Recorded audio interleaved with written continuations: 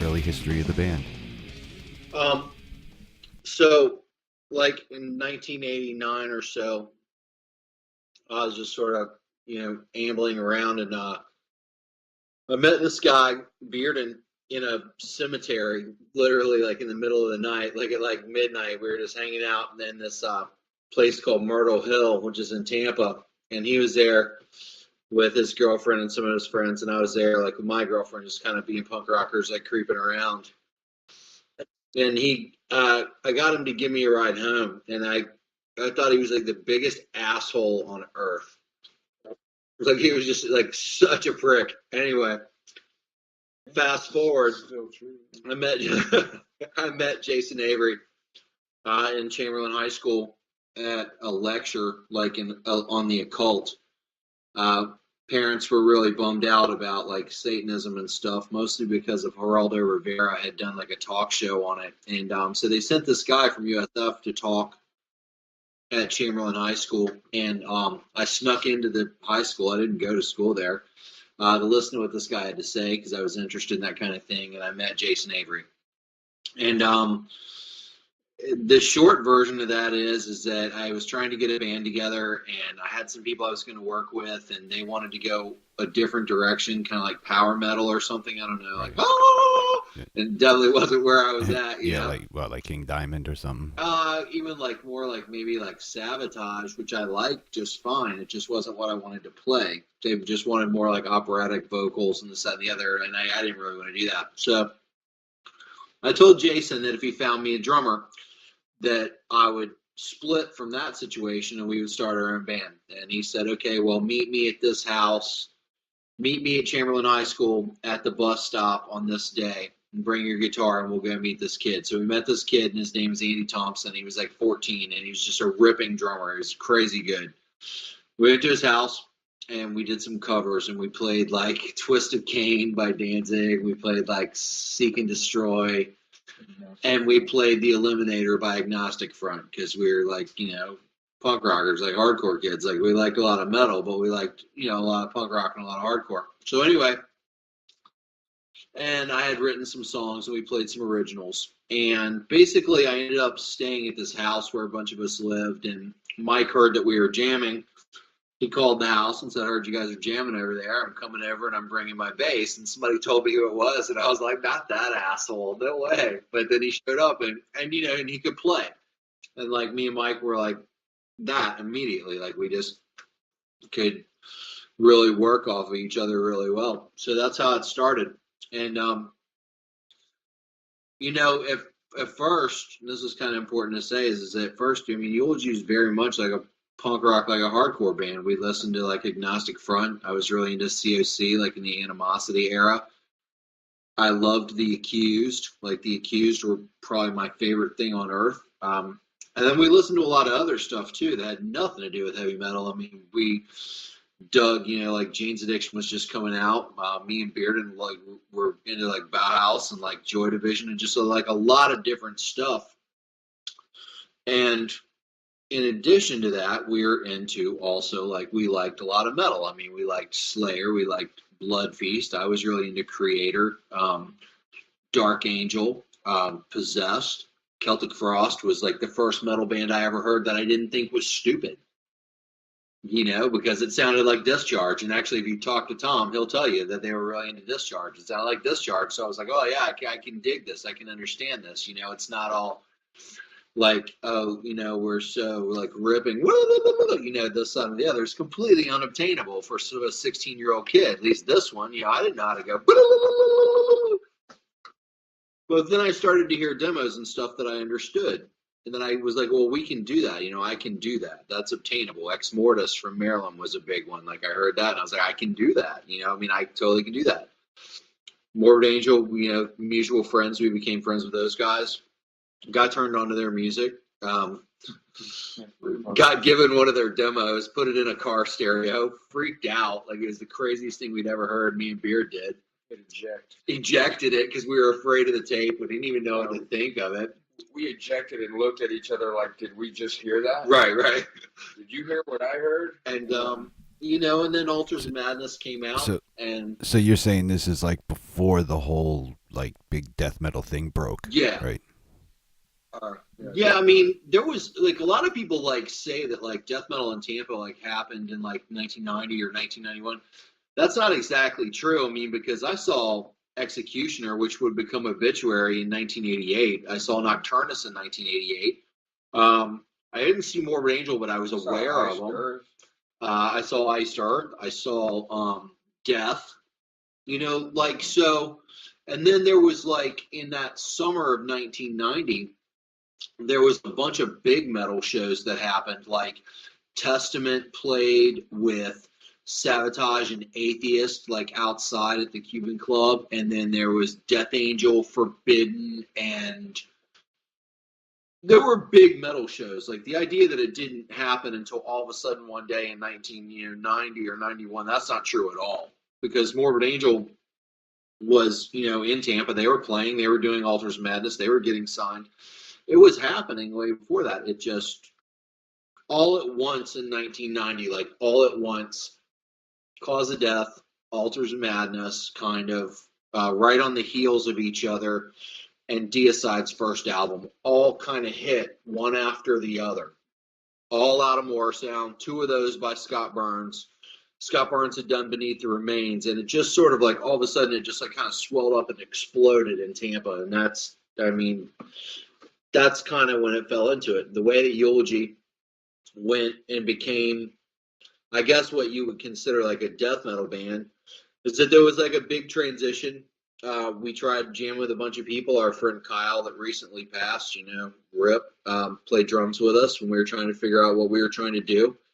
And basically we met Lee Coates from Ex Mortis. Pete from Morbid Angel called me up, said you need to like meet this guy. And I went and jammed with him, and Lee could like kick doubles like consistently, like not like vrut, vrut, vrut, vrut, or throwing cardboard boxes down the stairs. Like Antar Lee Coates could go diggity, diggity, diggity, diggity, diggity, and like so I could go and fast pick over. He's like the first guy that I really met that could do that. He could play ultra fast skank beats, which nobody else I knew could do. Or it's like and like stay on top of it. And Lee was really quick. And that's kind of where it changed. Like he turned me on to a bunch of really great music like Sadist and Infernal Majesty, Ex Mortis, Malfador, things I had never heard before, Immolation, Incantation, like all the things that were happening in like the northeastern part of the country. Like demo bands that were about to get signed that hadn't gotten signed yet. And then that's, kind of what happened. We jammed with Lee for a while. I left. I went to Virginia to get like life stuff in order. I came back. Lee ended up just not able to really jam due to work problems and financial things and this, that, and the other. We met Clayton Gore, who absolutely ripped and was just like immediately like that's when the real Eulogy forms. That's when the real Eulogy happens in the fall of 1991. That was definitely the last piece of the puzzle as far as this goes. And as far as like the guitars go, I mean, you asked me about that. I mean, as an engineer now, I wouldn't like necessarily say that I was doing it right. But what I had was I used this old Marshall 9001 preamp. It was like a single rack space solid state thing. It was god awful. And into like an ART multi-effects processor that had like EQ and delays and flangers and stuff like that into a power amp. But that's not what I used in the studio on Dismal on the first thing we recorded on the demo. Did you guys recently remix that, the Dismal? Yeah, last spring. Yeah, I also saw something about the Essence, I think. Yeah. Oh yeah, there it is. Yeah, I just saw that you had to post up about that. How'd you get to do that? Yeah, it just came out. We like did it with Dark Symphony. So buddy Ted had been after us for a while. He asked a whole lot. I asked a whole lot out of him in packaging. I remixed both Dismal and the Essence and remastered them. Sent them out to him. me and Clay and the rest of the guys in the original band, all via the internet. So, You know, so you guys still had the masters? What were they? well, the 2-inch masters were on 2-inch, obviously, and we transferred those. The Dismal, we transferred those at Mana Recording Studio because Eric had the 2-inch machine they were recorded on. I had taken the I don't even remember 1-inch, half-inch Tascam 8-track reel-to-reel tapes, which were how the Essence were recorded, and I had transferred them into onto an ADAT years and years and years and years and years ago, just to get them off of the reels, you know. And then once Pro Tools came, you know, to be, I mean, we, you know, like 1998 or something, when that became like the way everybody was doing everything, I dumped that ADAT into Pro Tools, and I had those discs like forever, the multi-tracks. So those were the master sources of all that. And then there's a rehearsal song on it, like one that Jay just had a bunch of cassette tapes that are really funny of us like rehearsing, you know. And so I just threw one of those. Well, that's the best part because you get to hear the people's storage. Right. Recording. Right. And it was recorded at people's storage, which is obviously like infamous, you know, for everybody practicing there. That is where that was done. Yeah, that's funny because actually I just did a little piece on you know, the history of the Tampa Bay scene and talked a lot about how people were using you know, public storage spaces for rehearsal space because there was like no you know, no rehearsal studios available. There was so many bands around, so they were using public storage. Well, the People Storage by Skipper Smokehouse in Tampa at one time had like 50 bands in there. Genetic Tortures, Morbid Angel, Nocturnus, Iced Earth, reggae bands, industrial band. I mean, every kind of band you can imagine, or people who wanted to start a band. But there were so many bands in there that Diversified Audio, the people who repair amps and different things, they actually started in there because there was such a need for repair for instruments and equipment. They started in there. Now they're a big company outside of that, you know, and there was a studio that was in there and everything. Audio Lab that was put together by this guy named Kenny, and he imported this engineer named Greg, who actually did the Essence sessions for us, who has also passed away, you know, RIP. There was a studio in there. It was like 8-track at first. It became 16-track, and it was built into like 2 units of the storage space. It was really wild. I mean, me and Mike even lived in there for a little while in the summer, which is really like torturous, you know. It wasn't super fun. I bet. But any given night that you were rehearsing, you know, you'd walk outside of your, you know, rehearsal space to cool down or whatever. And it's like, you know, Nocturnus is jamming like right over here. Oh, the Morbid guys are here tonight. You know, our buddies in Monstrosity are down the way, or, you know, Disincarnate's practicing right here. I mean, it was like death metal mecca, you know. Definitely. They do call the Tampa Bay the death metal capital of the world. I guess that's pointed out. Sure. I mean, I don't think that's inaccurate at all. I mean, I think there's a lot of well, I think there's a lot of like negative connotations to it at the time because everybody said, oh, well, you know, it sounds exactly the same and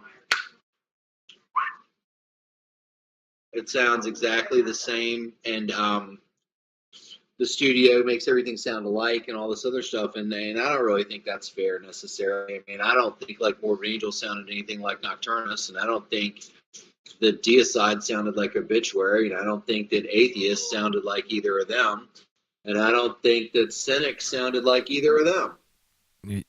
There was a time where you and I were in the studio, and I remember you saying something about how you know, you guys had come up with a, you know, kind of like a new style. I mean, that's what I was talking about before when I was asking you. You know, just a new way of playing. You know, harmonies, melody lines. You know, stuff like that. You know, that was one of the things that stuck out in my mind. And when I was listening to Dismal, I noticed that a lot. You know, I was able to pick out what you had been telling me. Was that a conscious thing that you guys did, or just kind of came? I mean, you know, I was a young dude and I was like learning about different things you could do with guitars, like beyond power chords or just fast picking. I started to learn harmony, like third and fifth and fourth harmonies and stuff. And I mean, Dismal specifically, I mean, it was me and Clay with a keyboard and a guitar sitting in a bedroom, just like coming up with like a melody line and using the keyboard to play like the straight picked notes. And then it dawned on me that I could like write a riff that could have like elongated notes. Like in Dismal, the riff you're talking about goes.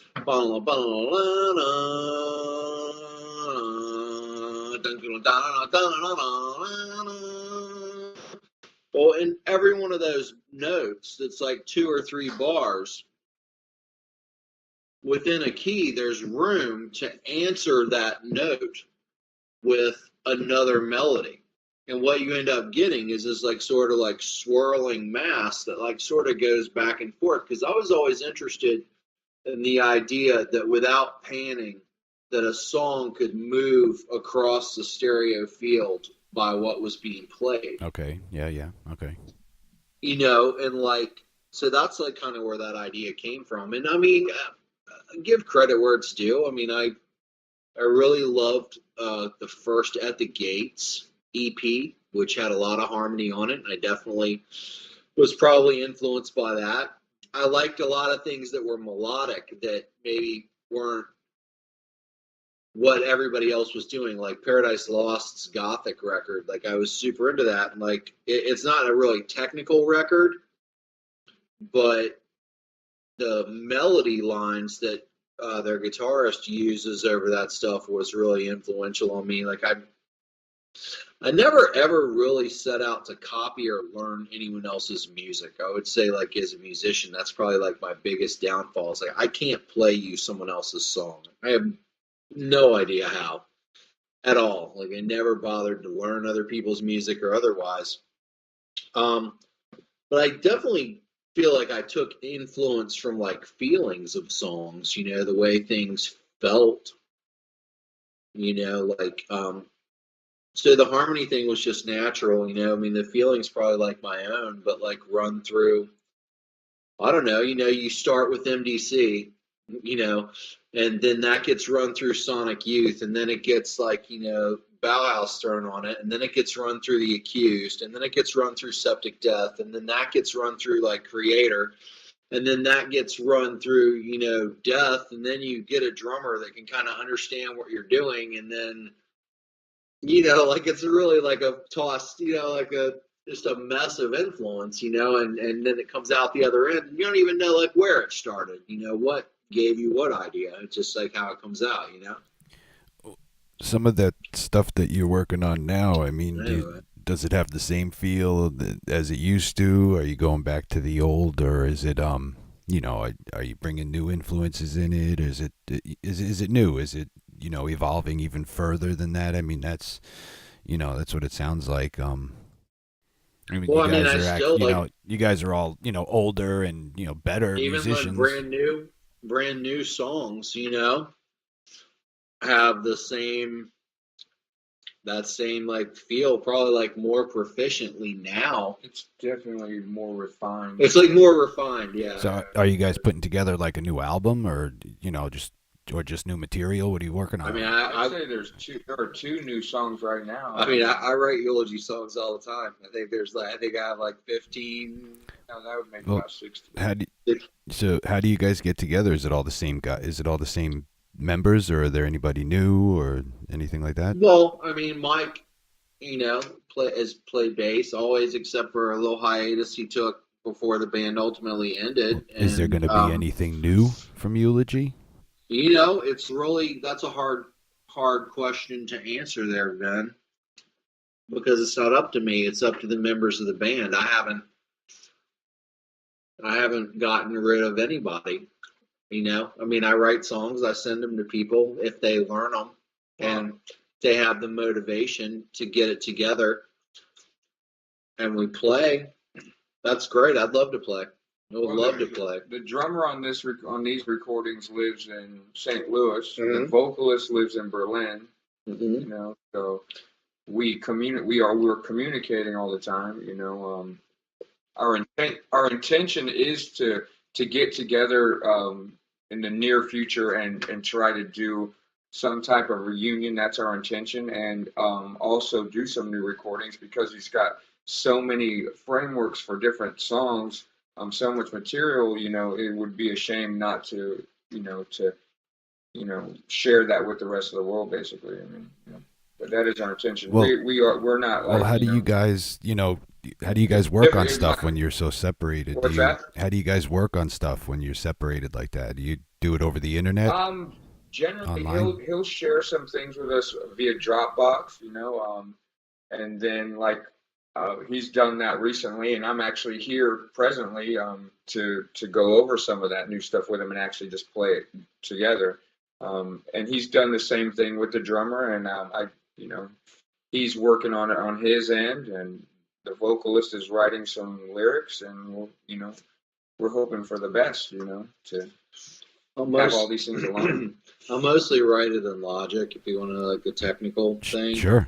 As I mostly sit down in Logic, and I use like Logic's drummer program, and I basically just program the drums like via MIDI, like I would have done with any sequencer ever.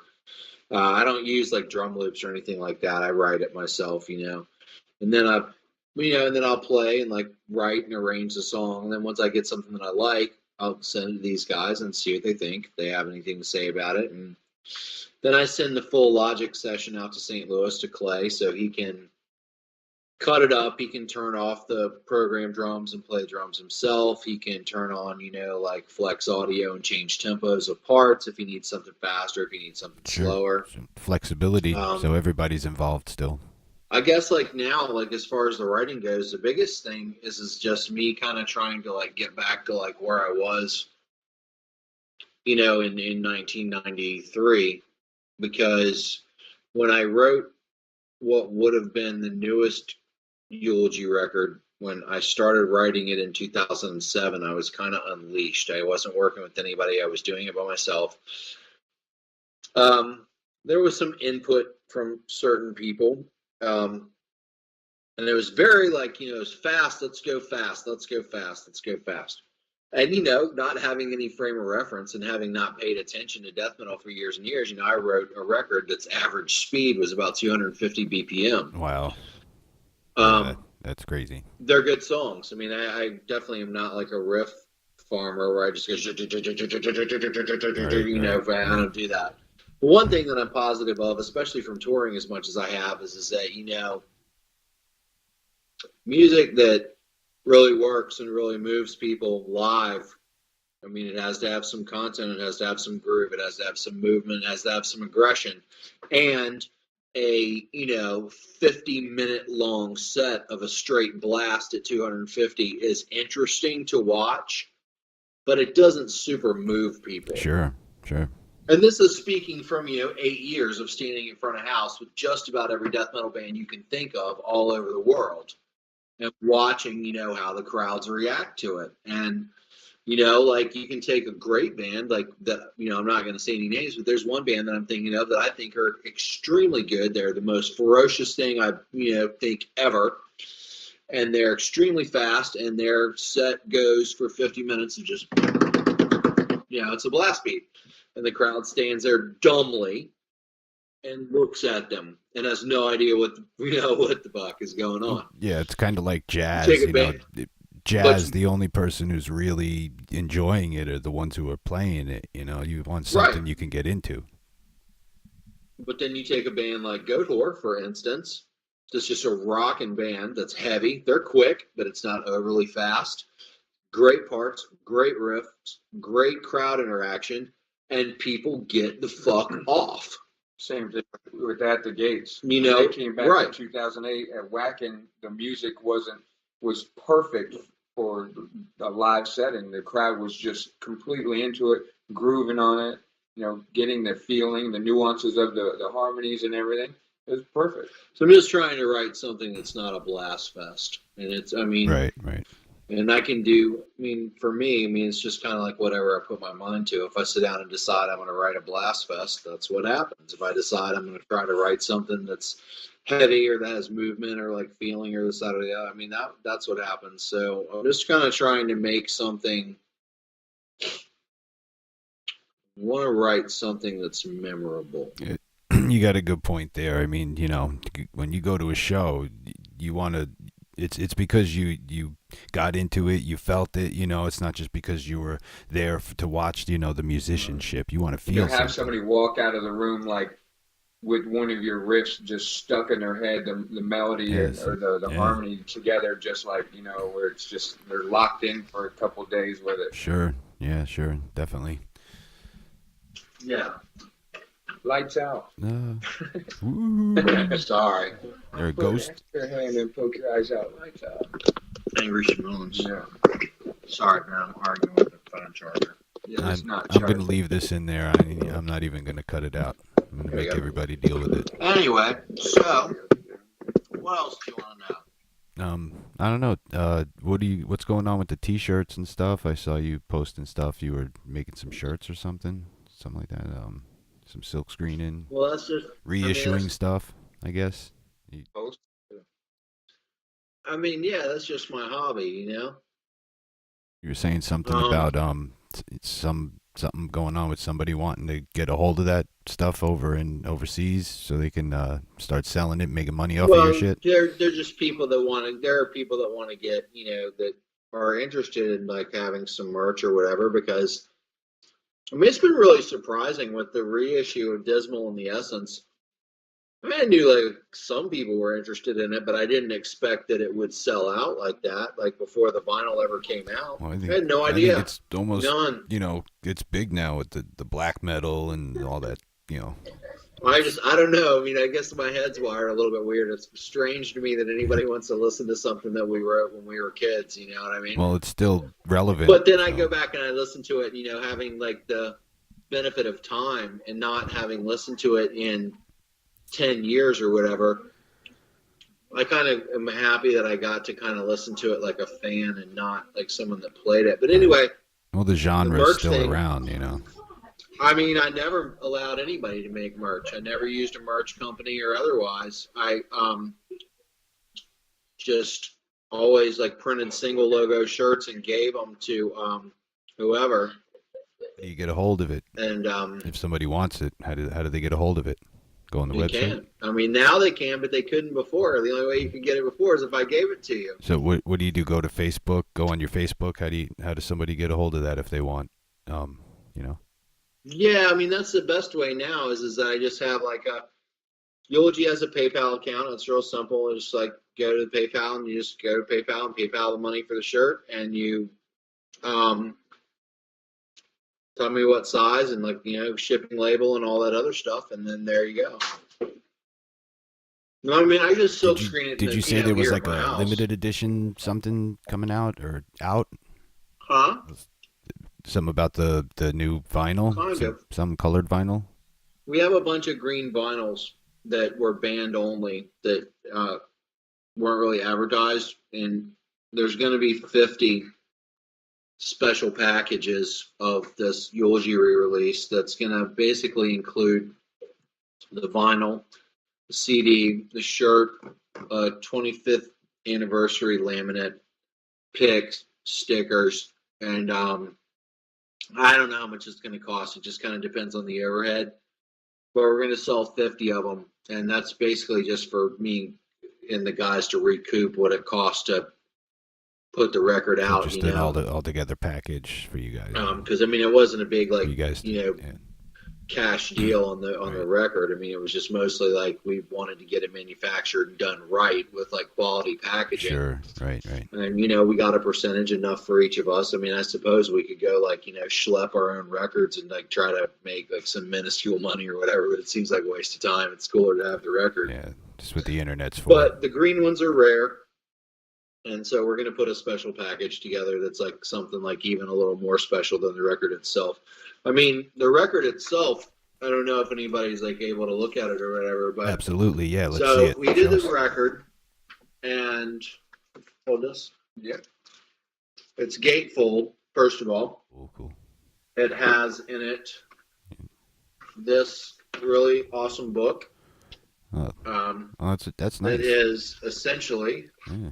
like the lyrics and a bunch of pictures and all this, that, and the other, and then liner notes written by yours truly, telling kind of the same story I told you a little while ago. Yeah, that's a nice package, man. It also has this thing, which I'm super happy about. Just cardstock inlay thing, and just another piece of art our friend Mark Cooper did. But then on this side is this crazy photo collage, which is totally inspired by like the thrash metal bands and punk rock bands in the 80s. And as funny as this photo collage was like probably at the top of the list of big deals that had to happen if we were going to put out a record. Like, I was so serious about it. And it also comes with a big poster, which I'm not going to unfold, with it's a poster of the cover. And then, like I said, the vinyl is the green ones. There's not really any left at the record store of the label, but I think that distributors bought them, so I think they're out there. But there's green, there's red, there's clear, there's black, and then the green ones are going to go on sale real soon. Which one is that? Is that just the plain black one that you got there, or is that a colored one? I think it's a black one, just because it was what was close to me. Yeah, that's a black one. But also, it's interesting too. The cool, yeah. The rehearsal track that's on there, "The Suffering Within." That's his, we actually released that on the drum machine demo we made when we didn't have a drummer and we were just getting some of the songs written, And then we ultimately, we never recorded it as a full band, but I found that rehearsal tape of it and I was like, well, we should just put that on there. And it's really funny, like you hear us yelling and like feeding back and all this other stuff at the beginning. What's that? But it's definitely like indicative of what our rehearsals were really like. And you can hear the room. I mean, you can hear that it. Yeah, I always loved studio banter on a tape. At people's storage. But there's probably not going to be any shows or anything coming up. No, not that I know of. I mean, maybe someday, but not anytime soon, of course, right? Well, yeah. All right, well, we could start wrapping this up, but definitely, man, it was so good to talk to you again. I haven't seen you in a while, and Mike, it was nice to meet you as well. And I'm gonna let people hear this, see this, Sure. Well, I mean, yeah. If you need anything else, just get in touch with me. I got to go out of town here this week, and I'll be back. I don't know. We'll try and come down to Tampa and hook up, hang out, or something soon. Definitely, that'd be awesome. All right, guys, take it easy. Thanks for talking to you. And nice meeting you. I'll get this up on the internet, and hopefully people will get to see what you got going on. See you guys. All right, brother. I'll talk to you soon. Play.